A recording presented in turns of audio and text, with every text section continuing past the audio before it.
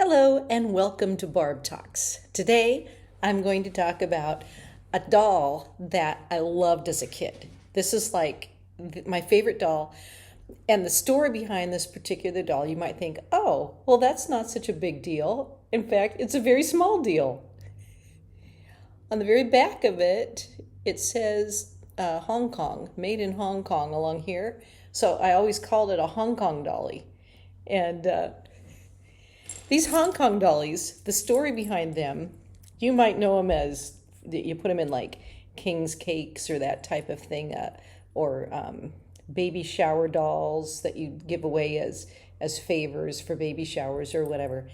But how I got them, how I first discovered them, is when I was a kid, my mom would go shopping at Thriftway, and sometimes she'd take us kids along. And there was like this toy section that had toys, small books, and sometimes seasonal decor. And so in that section, sometimes I'm sure she probably said, here's a quarter or here's a dime or whatever, you can go buy something. And about the only thing I could afford was these teeny tiny little dolls. And they were just so much fun. So, I mean, because you could take them anywhere. They could sit down. And I've always liked tiny things. My daughter and my son also are adults now, but they really enjoyed tiny things. My son had a tiny Thomas the Train set that if I find it around here, I might show it on a future Barb Talk. And my daughter also had little Polly Pockets. And this would probably be, I'll show you, well, actually, I might just go get it now. Hold on a second. Another thing found at the Thriftway store were these dolls, and I think this is my first one. It was like dolls in jewelry, and I thought they were the coolest thing because you could you could wear them to school. This was a bracelet, so I could wear this jewelry to school, and then I'd have a doll to play with, and you could open up the back of the jewelry and take out the adorable little doll. Oh my gosh. So this was my first, this was probably when I was about in second grade.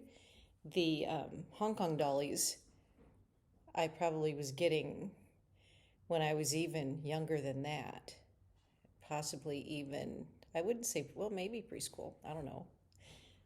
It's amazing what parents did. Kids, oh, just go get lost in the toy department at the store. Now it's like kids have to stay with their parents all the time. But I mean, as a kid, it's like, would you rather go look at toys or would you rather like be with your mom looking at hamburger helper and an onion? You know, it's like obviously you would rather be with the toys. So this was one toy. This was my first one, and then I started collecting them. The next one was a ring.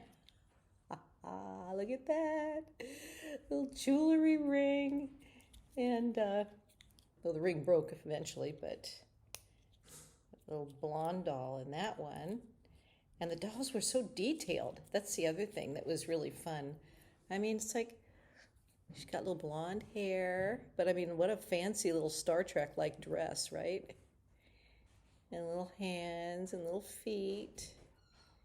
So that was that doll. And then I also had a brooch that I could put on. And what I liked about all of these is there was kind of this no toy at school rule, but you could wear jewelry. So I might actually wear that one now. That one's like really cute now. So, but my daughter, adult daughter, knows I like little things, so she went and bought me this. I was within the last, I don't know, I think about 2 years ago. So this is like today's version of dolls and jewelry. And this particular one, I think it's a cat lover doll. She has like a picture of a cat on her t-shirt. She's wearing glasses, comes with a little house. Oh, and look, inside the little cat place is a cat. It's kind of like sideways cat. There we go. But yeah, so it's like they're still selling this type of thing. Oh, and I think there's like a little treasure chest with cat box toys or something.